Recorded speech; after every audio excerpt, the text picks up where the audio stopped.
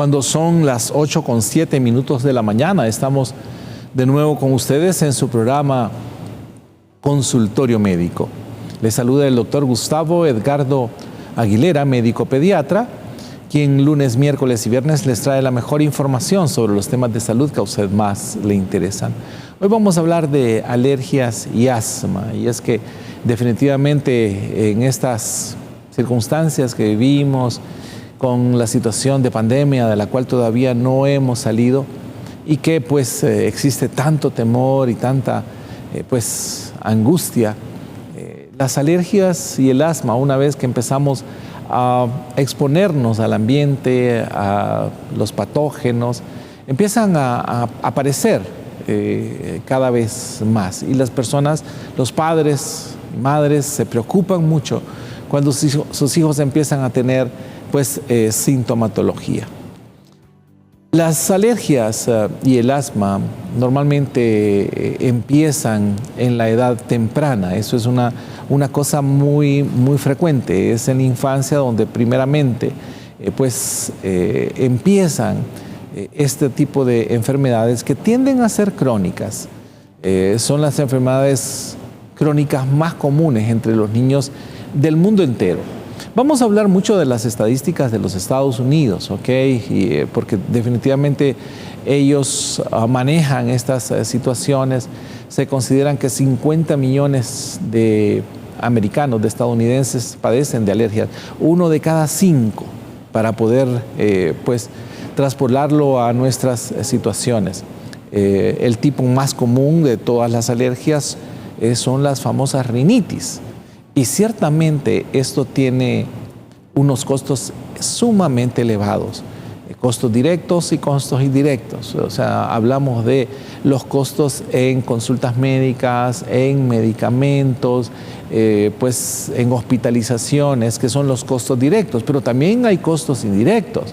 O sea, todos aquellos costos en los cuales no necesariamente se gastó en medicamentos, pero por ejemplo una noche de desvelo, una noche o un día que se faltó a la escuela o se faltó al trabajo. Esos son costos que de alguna manera también tienen una traducción para la vida de los padres. Se calcula en los Estados Unidos que $7,000 millones se gastan anualmente por estos problemas. Y esto es una cosa importante. También es cierto que los problemas de asma son bastante frecuentes. Se calcula que 17 millones de estadounidenses padecen de asma. O sea, aproximadamente un cuarto de estas personas son menores de 18 años. O sea, esa es una cuestión importante porque, les insisto, el asma es una enfermedad que normalmente se manifiesta más en pediatría. Miren, y no es una cosa que sea despreciable, aún con todos los avances de la tecnología, de la medicina. 4,000 muertes ocurren cada año en los Estados Unidos por asma. Insisto, y esto a pesar de que tenemos muy buenos medicamentos, hay muy buena infraestructura para que los niños puedan ser atendidos, o sea, los cuidados intensivos, la ventilación mecánica, todo ese tipo de armamento que antes, yo me recuerdo cuando estábamos en pregrado, apenas empezaban a salir algunos inhaladores, el uso de los esteroides. Estoy hablando allá de los 80s. El uso de los esteroides era una cosa proscrita, o sea, la discusión y el tema era que se producía mucho daño con el uso de esteroides. Hoy por hoy los esteroides son, digámoslo así, la piedra angular en el tratamiento. Ahora bien, se ha encontrado y se usa más que todo de forma de inhaladores, porque tienen mucho menos efectos secundarios que los esteroides que se dan tomados, aunque todavía se siguen utilizando tanto de manera intravenosa o intramuscular como tomados por vía oral. O sea, esto es una cuestión importante que tienen que ustedes saber, porque, insisto, el arsenal de medicamentos para estos problemas ha aumentado bastante. Y es que les cuento que históricamente hablando, a pesar del inicio muy fuerte con algunos medicamentos que dilataban el bronco, hacían que la persona inicialmente mejorara mucho de sus síntomas, de repente se encontró que la mortalidad por asma no disminuía, si acaso más bien aumentaba. Y era que estos broncodilatadores potentes lograban abrir el bronquio, pero no desinflamaban la mucosa. Y cuando pasaba el efecto del broncodilatador, o sea, de abrir el bronquio, entonces este se volvía a cerrar y con la mucosa más inflamada. Entonces se producían cuadros de obstrucción todavía mucho más severos. De tal modo que con el tiempo, insisto, fueron los antiinflamatorios los que ocuparon el primer lugar en el manejo, y así se disminuyó mucho la mortalidad. Pero aún así tenemos una buena cantidad de personas, porque no solo niños, también adultos, que pueden fracasar con los procesos de asma. Y ok, estamos hablando de alergias y bueno, pero ¿por qué están metiendo el asma? Pero es que están muy relacionados. De hecho, existe una situación en la cual nosotros conocemos como marcha alérgica o marcha atópica, donde un niño puede empezar en edad temprana, o sea, en la etapa de lactante, con dermatitis atópica, dermatitis alérgica. Luego de repente empiezan a presentar problemas de rinitis, problemas de congestión nasal, de secreción nasal. Ya vamos a hablar un poquito más de los síntomas. Y luego empiezan a presentar asma, problemas de los bronquios. O sea, por eso se denomina marcha atópica, ¿verdad? Un problema de la piel pasa luego a la nariz y por último pasa a los bronquios. Eso es una cosa muy, muy frecuente, y uno tiene que tener en cuenta que los procesos alérgicos pueden terminar produciendo problemas bronquiales como el asma. Pero esto es una cuestión que tenemos que tener en mente. Por eso es que cuando hablamos de alergias, pues inevitablemente vamos a parar en algún momento con algunos que pueden complicarse. Entonces hay que tener eso en cuenta. Recuerden que normalmente el 70-80% de los pacientes que tienen problemas de asma también tienen alergia. Esa es una cosa, como les digo, que se da en esa marcha atópica o marcha alérgica. Por eso alguna gente le dice a la dermatitis atópica asma de la piel. Son términos que se usan, de repente pueden no ser completamente correctos, pero sí nos dan la idea de que están relacionados, ¿ok? O sea, un problema de alergias, que como vamos a ver más adelante, son reacciones del cuerpo ante ciertos estímulos que hacen que se produzcan ciertas sintomatologías. De repente, una sustancia X que nosotros le llamamos alergenos, o sea, sustancias que producen una reacción alérgica, entra en contacto, digamos, con la piel y produce una reacción, o lo inhalamos y produce, también síntomas de la vía nasal. De esa manera también, algunos alimentos incluso pueden ser ingeridos y reaccionar en los bronquios. Así es que esa es una cuestión que tenemos que tener muy, muy presente. Pero bueno, insisto, estos procesos alérgicos tienden a tener algunas manifestaciones que pueden ser muy, muy variadas. Esto va a darse, si acaso, por ejemplo, con cuadros de erupción en la piel, ¿verdad? Puede haber lo que se conoce como urticaria en su grado más florido, más extremo. Tenemos esos niños que de repente, por decirlo así, ya sea que comieron algo, tocaron algo, inhalaron algo, y de repente empiezan a tener erupción con picazón en todo el cuerpo. Algunas veces se hacen ronchas, ¿verdad? Nosotros le llamamos rosetas o le llamamos abones, no con J, sino con H, abones. Y son elevaciones de la piel, ¿saben cómo qué?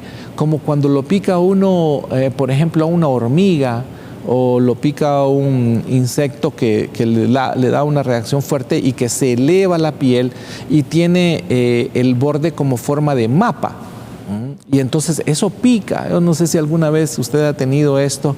Yo recuerdo que en mi infancia un par de veces tuve esta cuestión y realmente que uno quisiera agarrar una piedra y darse duro. Porque pica bastante. Y es interesante porque pues de repente se le forman esas rosetas en una parte, luego se le quitan y se le forman en otro lado. Algunas de estas reacciones pueden ser muy, muy, muy serias. De hecho, cuando tenemos reacciones alérgicas graves, urticarias graves, entonces podemos tener ese tipo de inflamación en la vía respiratoria.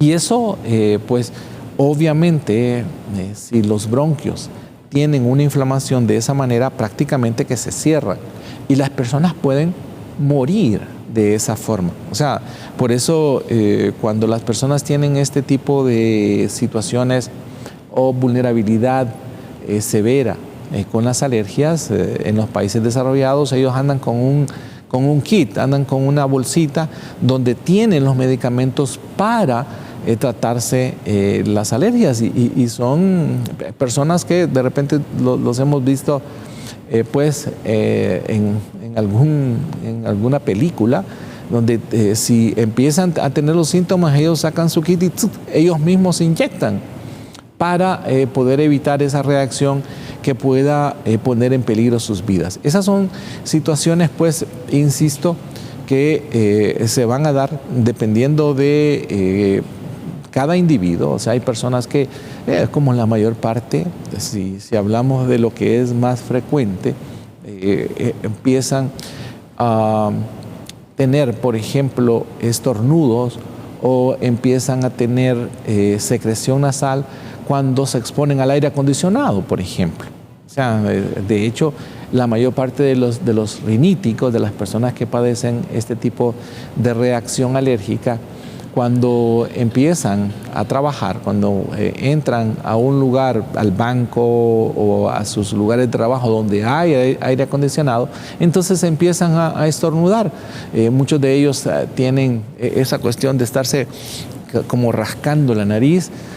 De hecho, en los niños existe una seña donde se le hace una línea aquí, porque ellos están haciendo esto muy frecuentemente. Y pues es un signo que uno puede ver. Pero de nuevo, es una manifestación que, insisto, para hablar de alergias es de las más frecuentes que se pueden encontrar, porque pues obviamente los alergenos que se encuentran en el ambiente, que pueden ser muy, muy, muy variados, muy diversos, desde cosas como el humo de cigarrillos, por ejemplo, o el polvo, o muy frecuente los pólenes.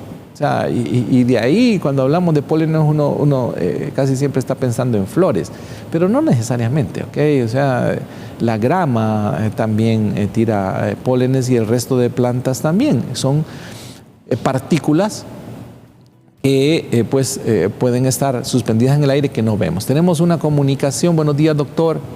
Dice, a mi hija le afecta mucho el cambio de clima. ¿Qué le puedo dar especialmente para la congestión nasal? Bueno, de hecho, eso es una de las cosas de las que vamos a hablar. Normalmente el manejo, si pudiéramos, porque por ahí vamos, ¿no? Identificar qué es lo que causa alergia. Eso sería ideal, ¿ok? Y voy a decirlo de esta manera, porque hay alergenos que son, digamos, fácilmente identificables y hay otros que difícilmente los podemos ver o podemos señalar, ¿ok? Insisto, si fuera un polen qué difícil sería pues poder identificarlo. Pero ya vamos a hablar un poquito de esa parte del diagnóstico, vamos a tratar de hablar de eso. Buenos días, doctor. ¿Cuáles son los síntomas del asma y cómo tratarla? Ok, el asma en sí es un cuadro donde el bronquio, o sea, recuerden que la vía respiratoria, nosotros empezamos a inhalar el aire a través de las fosas nasales, algunas veces también alguna gente respira por la boca, pero normalmente es a través de la vía respiratoria, de la nariz, ¿sí?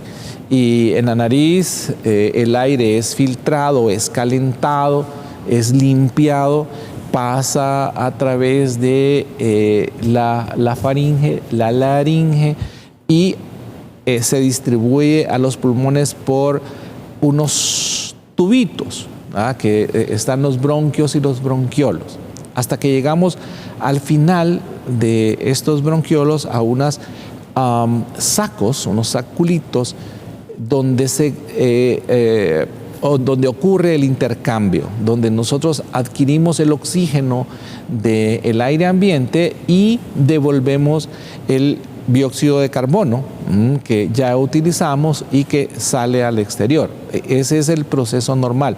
Ahora bien, el asma en general es que esos bronquios y esos bronquiolos reaccionan más de lo normal ante algunos estímulos y se contraen, se inflaman, de tal forma que el aire, aunque sea limpio, aunque sea un aire claro, no logra llegar con la suficiente cantidad, y entonces la persona siente que está cansada, que hace falta el oxígeno, aunque oxígeno hay suficiente, pero es que está apretado el bronquio. Y entonces tienen tos, tienen secreción, tienen dificultad para respirar, normalmente pueden haber sibilancias o silbido, ¿verdad?, en la vía respiratoria. Las personas que son asmáticas creo que están muy familiarizadas con estas cuestiones y ellos ya saben que están ante una crisis. Eso es el asma. Definitivamente, pues recuerdo esta misma semana llegó un niño que a distancia yo le oía silbar y cansadito, ¿verdad? Gracias a Dios, como les digo, existen ahora tratamientos que usted de una manera inhalada le da un par de puff o le pone una nebulización y en un par de minutos, de horas, los niños han cambiado completamente porque el bronquio se ha abierto y se ha desinflamado. Pero bueno, esa es una otra manifestación, creo que vamos ahí en ese camino. Entendiendo pues que pues pueden haber diferentes manifestaciones de las reacciones a estos alergenos. Pero bueno, volvamos a la situación donde podemos identificar algunas sustancias que tienen alergia y en algunas veces no. Siempre les doy yo el mismo ejemplo, la misma figura. Voy a decirlo de esta manera: imagínese usted que usted va y de repente va al restaurante y come o compra camarones. Usted ha comido camarones toda la vida, pero come camarones y en esta ocasión usted tiene una reacción que casi se muere, ¿verdad? Empieza a vomitar, empieza a tener dolor abdominal, que se le hace el rash en la piel, un evento alérgico a los camarones por primera vez. Y podríamos mencionar cualquier cosa, ¿verdad? Porque, por ejemplo, los medicamentos también pueden ocasionar alergias. Ustedes saben que, por ejemplo, para la penicilina hay que hacer una prueba antes, pero incluso hasta la misma prueba puede ser una cosa riesgosa, ¿ok? Pero mi punto es que al haber una situación en la cual usted identifica el problema, o sea, en este caso que mencionábamos como ejemplo de los camarones, ok, está bien, perfecto, usted salió de su crisis y no volvió a comer camarones. O sea, porque, bueno, de hecho, a usted le cayó mal y que casi se muere, ¿ok? Usted dice, no, no, no, no, y por muchas ganas que le lleve a los camarones, o por muy lindo que se los presente, o si se los regalan, a usted no le importa, porque su vida está en juego. Okay. Ahí es fácil, no hay problema. O si usted sabe que es alérgico a tal antibiótico o a tal medicamento, entonces usted no lo toma. Perfecto. Ahora bien, muchas personas de repente, les insisto, vamos a mencionar algo, son alérgicos a los ácaros. Los ácaros son, voy a decirlo así, parásitos o gérmenes microscópicos que se encuentran en todos lados. Los tenemos en la piel, están en las almohadas, están en la cama, están en todos lados, ¿sí? Pero no los vemos, no los vemos. O sea, tendríamos que usar un microscopio para determinarlos. Los pólenes, el polen, por ejemplo, de la grama, o sea, no lo vemos porque también prácticamente es microscópico.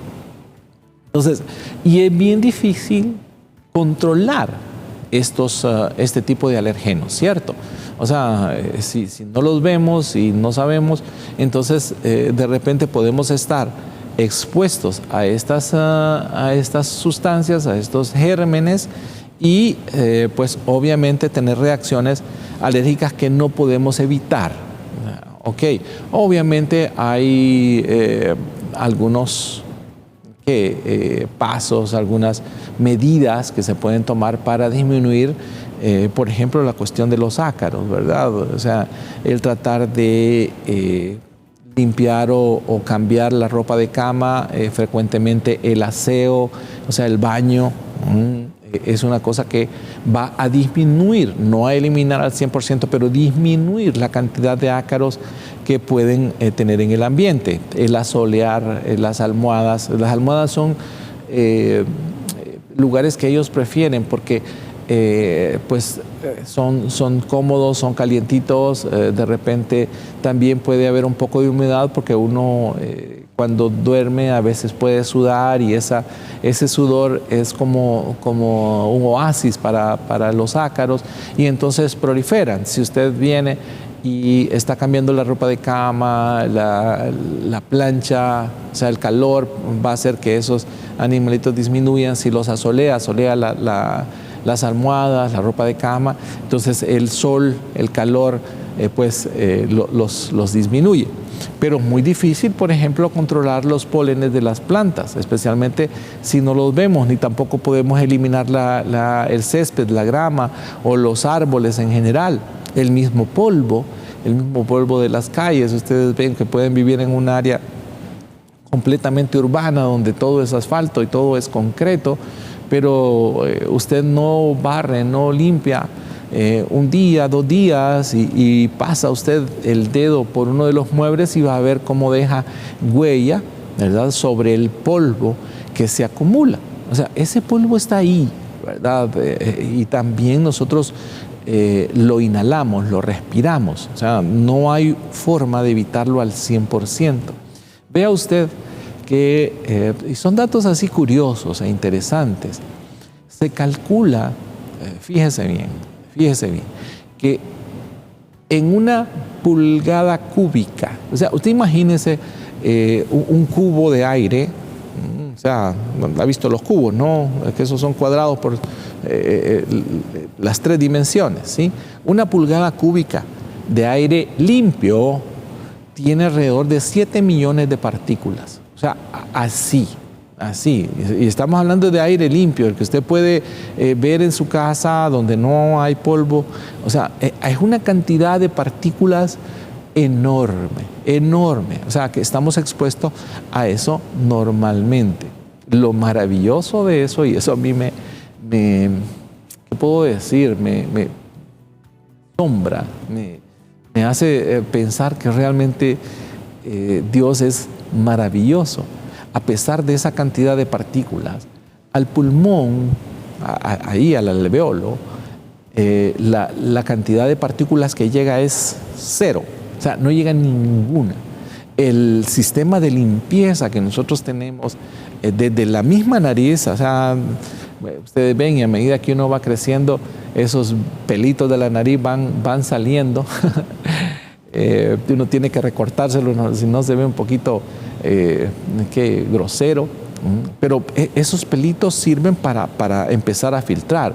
Luego están los cornetes, o sea, ahí tenemos ciertas estructuras que hacen que el aire tenga que variar de curso. Tenemos los senos, esos senos por ahí entra el aire y se calienta y se limpia. Yo les digo, por ejemplo, usted ve, si usted tiene una reacción alérgica o tiene un proceso gripal, por ejemplo, la secreción que sale por la nariz es como agua, ¿cierto? O sea, es clarita, es hialina, no tiene color, es como que si fuera un chorro de agua limpia. Y está bien, es la misma secreción, nada más que aumentada. Pero cuando no hay un proceso agudo, si usted se fija, ese moco, cuando nosotros lo acumulamos en la fosa nasal y lo sacamos, que por cierto no se ve así como muy grato ver a alguien que está sacando moco de la nariz, pero ok, creo que todos en algún momento en forma privada lo hemos hecho y nos sacamos un poco de moco. ¿Y qué color es? Es casi negro, es oscuro. O sea, lo que le quiero decir yo es que el moco normalmente es claro, pero lo que oscurece o hace ese color son las partículas que son atrapadas por el moco. ¿Okay? O sea, todo ese sistema de la nariz, empezando por la nariz, hace que esa cantidad de gérmenes que están en el ambiente no pasen. Y tenemos más adelante, más abajo, todo un sistema de limpieza, siguiendo ahí en las adenoides que están detrás del paladar blando, las amígdalas palatinas también.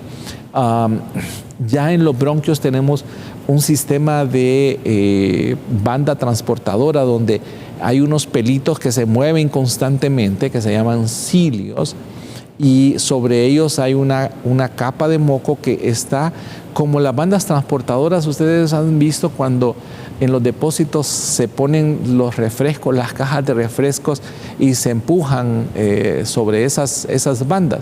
Pues de esa manera los cilios mueven el moco como que si fuera una banda transportadora. Y las partículas se pegan en el moco y son constantemente expulsados. O sea, como les digo, es una cosa maravillosa cómo el organismo, el cuerpo, ha sido creado de tal forma que se defiende ante todas estas partículas externas para que no entren a hacernos daño. Entre ellas están pues bacterias y virus, etc. Pero de nuevo, el punto de todo esto es que hay alergenos que nosotros podemos identificar y alergenos que no. O sea, que no los podemos ver por lo menos a simple vista. Existen, gracias a Dios, algunas pruebas que se pueden hacer. Usted va con el especialista en alergias, se llaman alergólogos, o con los inmunólogos, y ellos de repente, después de estar viendo un cuadro o un paciente que no responde, que es muy difícil de manejar, entonces le van a indicar pruebas de alergias. O sea, y existen diferentes tipos de pruebas de alergias, ¿ok? O sea, existen pruebas donde se hacen retos, ¿verdad? Se aplican pequeñas cantidades, muy pequeñitas, de sustancias en la piel, ¿verdad? Y se ve cómo reaccionan. Hay también pruebas que se hacen en la sangre, ¿verdad? Se hace un panel de alergias y ahí se pueden identificar qué sustancias son las que pueden estar ocasionando problemas. Obviamente, pues, son situaciones que se hacen con algunos pacientes en particular. Aquí tenemos una comunicación que nos dice: buen día, doctor. ¿Qué aplicar a un niño que las picadas de zancudos le provocan ampollas o ronchas y mucha comezón? Bueno, existe una situación en estas circunstancias que nosotros conocemos como prurigo de insectos. Miren, no es una cosa sencilla porque son pacientes, de nuevo, con una tendencia a la alergia. O sea, son niños que 1 o 2 o 3 picadas se convierten en un montón de ronchas. Y algunas de ellas hacen ampollas, hacen vesículas. Algunas, incluso como les pican tantos, entonces vienen, los niños son niños, vienen, se rascan sin haberse lavado las manos, y esa escoriación que se produce con las uñas sucias va a producir una infección de la piel. O sea, de nuevo, el manejo no es una cosa tan sencilla porque ya existe una predisposición genética en el niño a ser alérgico a las picadas de estos insectos. Lo ideal es que no lo piquen.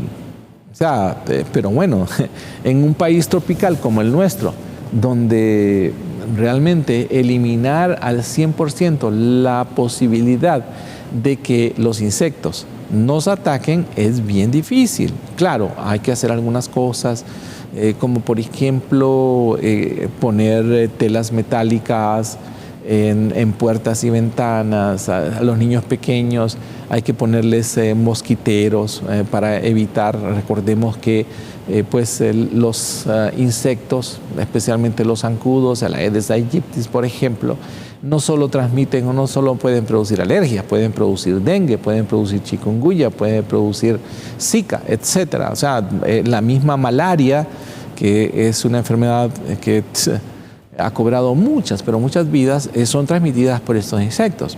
O sea, lo ideal es que no piquen al niño. También podemos tirar una cuñita ahí de que pues la manera de tratar o de disminuir los problemas del dengue es controlando el zancudo. O sea, y ahí el mensaje es para usted y para mí de tener nuestros patios limpios, evitar que hayan reservorios de agua que puedan servir de criaderos de zancudos. O sea, como le digo, este es un comercial, ¿verdad? Porque no estamos hablando de dengue, pero de nuevo, si nosotros eliminamos la cantidad de zancudos, la cantidad de picadas, vamos a disminuir el riesgo de que nuestros niños, que tienen menos capacidad de defenderse que nosotros, sean atacados o picados por estos insectos. O sea, en estas circunstancias, el uso de mangas largas, de pantalones largos, el uso de repelentes también va a ayudar a disminuir, ¿verdad?, la posibilidad de que los niños sean picados. O bien, usted me dice, pero ok, no puedo hacer nada con lo que ya pasó. Lo picaron y se le formaron ronchas. Entonces hay que ponerle medicamentos para que disminuya la inflamación y disminuyamos el riesgo de infecciones. O sea, hay pomadas que tienen antiinflamatorios esteroidales suaves y también antibióticos. Y así se los aplicamos en las picadas recién hechas para que no vaya a haber una reacción. Tenemos otra comunicación que nos dice: buen día, doctor. ¿Cómo sabemos que un niño es alérgico de la piel y de qué manera tratarlo? Ok, estábamos ahí en el proceso de hablar un poquito, ya mencionamos las pruebas de alergias. No vamos a generalizar al 100%, pero normalmente los procesos de dermatitis atópica, dermatitis alérgica, tienen un diagnóstico clínico. O sea, normalmente uno ve el niño, ve la lesión, ve cómo ha evolucionado en el tiempo y entonces podemos hacer diagnósticos. O sea, no necesariamente todos tienen que tener pruebas de alergia o panes de alergia para determinar. El otro factor que nos ayuda, y lo mencionábamos con la doctora Claudia Martínez, la dermatóloga, son los tratamientos de prueba. O sea, hacemos diagnóstico también dependiendo de cómo responde al tratamiento. Es decir, vamos a ver, si nosotros tenemos un proceso en el cual nosotros sospechamos, voy a decir algo, que es malaria, como les digo, no necesariamente ese es el tema, pero yo tengo la sospecha clínica de que tiene malaria, y la malaria sabemos que tiene respuesta a los medicamentos antipalúdicos. Entonces, ok, le hicimos una prueba de sangre, no lo encontramos, porque a veces no se encuentra o no se logra hacer el diagnóstico, pero mi sospecha clínica siempre es fuerte. Yo le doy tratamiento con medicamentos para malaria y se cura, o sea, se le quita. Ok, entonces ese es un tratamiento en el cual podemos ver nosotros que la cosa entró por buen tino. Entonces, en los problemas de piel, la dermatitis o los problemas alérgicos, les damos tratamientos. Si ellos mejoran, entonces vamos por buen camino. Buen día, doctor. Quiero saber si se puede utilizar enterogermina en un bebé de 19 años para una diarrea que es fuerte. Miren, sí, estos medicamentos que nosotros conocemos como reguladores biológicos de la flora intestinal son muy inocuos, son buenos, son benignos, daño no le va a hacer, y sí se pueden usar, pues incluso en menores de 12 meses no hay problema, eso no es la situación. El problema es cuando, si tenemos una diarrea, por ejemplo, que tiene una causa infecciosa, vamos a mencionar una salmonela, una shigella, una diarrea por pues disentería bacilar o bacteriana. Entonces, definitivamente estos medicamentos, estos reguladores biológicos no van a lograr controlarlo. O sea, así de sencillo. Si es un proceso viral, ok, perfecto, no hay un tratamiento específico para las diarreas virales, entonces no hay problema. Es un medicamento que se puede usar sin ningún miedo. Pero siempre, yo les digo, para tener un buen tratamiento necesitamos un buen diagnóstico. ¿Qué es lo ideal? Hacer un examen de heces con coloración de Wright para determinar si hay leucocitos en las heces y si es necesario usar antibiótico o no. Buenos días, doctor Aguilera. Nos dicen, agradecemos la capacitación que nos da a los padres con respecto al tema de alergias. Le cuento que mi hijo padeció mucho de alergias desde que nació. En una ocasión todo el cuerpo se le puso con sarpullido y con un color como rosado. También en varias ocasiones se le hacían laceraciones en la entrepierna, al extremo que en vez de limpiarlo, al cambiar el pañal, lo lavábamos. También dábamos un alimento nuevo a la vez y por un mínimo de 3 días seguidos. El tipo de jabón de baño que usábamos era hipoalergénico.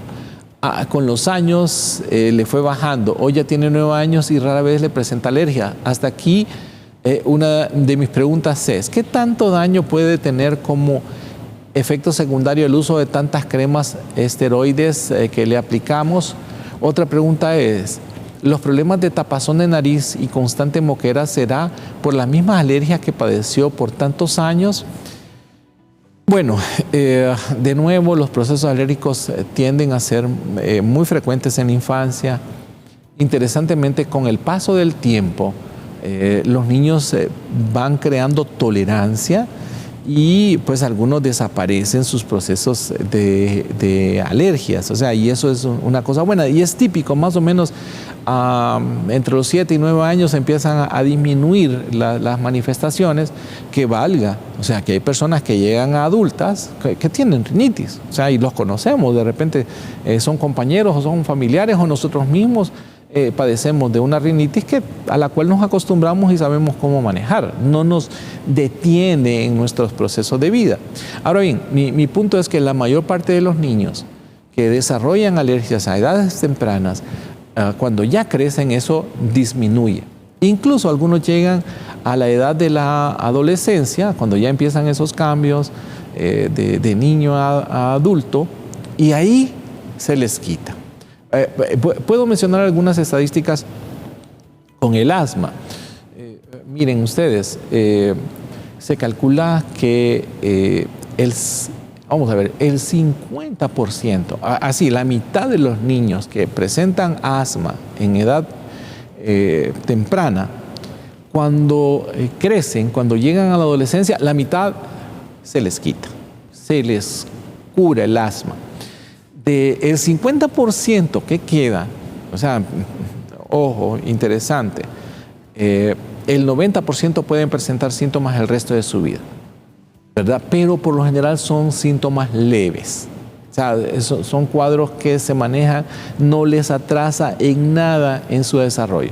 O sea, de ese 50%, ¿verdad? Solo un 5% van a presentar síntomas serios o graves y que necesitan tratamientos prolongados. O sea, es una mínima cantidad del total de pacientes pediátricos que van a tener realmente problemas en la vida adulta con los procesos asmáticos específicamente hablando. Ok, la mayoría ceden. Es interesante, recordemos que el proceso mismo de crecimiento hace que de alguna manera los bronquios crezcan, y aunque haya un poquito de reacción, ya esa reacción no se traduce clínicamente en la mayor parte de las veces. O sea, por eso es que algunos adultos que fueron asmáticos pequeños de repente pueden sentir algún malestar, especialmente si no pues se mantienen físicamente en condiciones, o sea, que de repente no hacen ejercicio y allá más adelante se pone a jugar una potra y de repente se sienten cansados o pueden llegar a sentir un poquito de broncoespasmos como cuando eran niños, porque no han estado condicionados. O sea, se elevan las exigencias de oxígeno, se produjo un poquito de broncoespasmo y al haber aumento en la demanda, entonces se siente que sí hay un poquito todavía de lo que tuvieron en la infancia, pero la mayoría no tienen mayor problema. La pregunta de las reacciones secundarias a las esteroides, la verdad es que son mínimos. El problema es cuando se abusa de ellos y pueden producir adelgazamiento de la piel y eso condicionar a infecciones u otras lesiones, pero por lo general no. Buen día, dice doctor, mi hijo dice le da alergia en la parte de las coyunturas de los brazos, atrás de las rodillas y en el cuello. ¿Qué recomienda? Bueno, normalmente eso es lo típico de la dermatitis alérgica o atópica. O sea, se da la reacción aquí en la fosa antecubital, así se llama esto, en la unión del codo, en la parte flexora del codo, y en la parte de atrás de la rodilla, las fosas popítleas, así como en el cuello. Esas son las zonas más frecuentes para la dermatitis atópica o dermatitis alérgica. Lo que necesita es tratamiento. Si pudiéramos identificar qué es lo que produce la alergia y lo podemos eliminar, entonces va a tener una buena respuesta. Y pues si no, entonces tenemos que dar tratamientos. Hay medicamentos antihistamínicos de acción prolongada que se usan, loratadina, desloratadina, rupatadina, etcétera, que ayudan, y algunas cremitas que pueden servirle. Buen día, doctor. ¿Qué hacer en caso de ataque de asma en un niño? Bueno, habría que ver la intensidad. Los padres, una de las cosas que nosotros procuramos con los papás que tienen niños asmáticos es educarlos.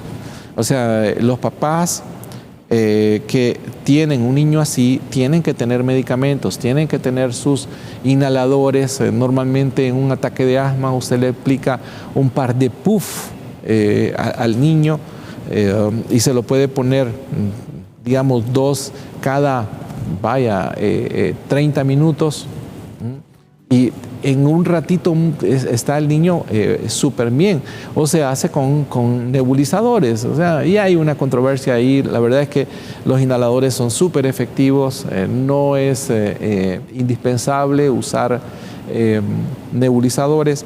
Sin embargo, se usan y tienen muy buenos efectos, ¿verdad? Creo que el padre se siente un poquito más seguro con el uso de estos aparatos, pero con eso normalmente logran salir de sus crisis. Buen día, doctor. ¿Cuáles son las alergias más comunes en niños? Bueno, es lo que estábamos diciendo. Lo más común son los procesos de vía respiratoria superior. Eso es lo más común. La piel lo sigue. O sea, estamos hablando que tenemos muchos niños lactantes menores que de repente están con manifestaciones de dermatitis atópica, dermatitis alérgica, y también pues los procesos bronquiales. Dice, buenos días, doctor, yo padecí de asma, pero ahora ya adulta se me ha manifestado una alergia en la piel, solo en los brazos, y se refleja más en los codos. Ya días me estoy tratando y ya no sé qué hacer. Bueno, de nuevo, las personas que tienen tendencia a padecer de alergias pueden padecer de estos problemas por el resto de la vida, y lo ideal es que sea manejado por un especialista. O sea, hay médicos generales que manejan muy bien alergia, los internistas la manejan bien, pero si ha probado diferentes maneras y no encuentra una respuesta satisfactoria, pues lo ideal es buscar a un especialista en alergias. Muy probablemente una de las cosas primeras que van a hacer es tratar de identificar si hay algo en lo que usted hace, come o se expone que le produzca alergias. La manera pues más expedita, más fácil es hacer una prueba de alergias, un panel de alergias, y voy a decir un ejemplo que no necesariamente tiene que ser así. Vaya, usted hace un panel de alergias y sale que es alérgico al arroz, por ejemplo. Ajá, y los hondureños comemos arroz hasta por los codos. Entonces, pero bueno, usted viene, sale que es alérgico al arroz, usted deja de comer arroz y de repente las alergias se quitaron. O sea, ok, belleza, logramos identificar quién se está robando las gallinas, como diría el doctor Alvarenga, y el problema se resuelve. Belleza, no hay problema. Algunas veces no es tan sencillo, existen en las pruebas que de repente sale alérgico a diferentes cosas y usted las elimina y el problema sigue y de repente es otra cuestión. Pero bueno, los especialistas en alergias saben qué hacer en estas circunstancias y pues ellos son los que nos darían la mejor respuesta, ¿ok? Como ven, no terminamos de hablar de alergias, es un tema amplísimo por mencionar.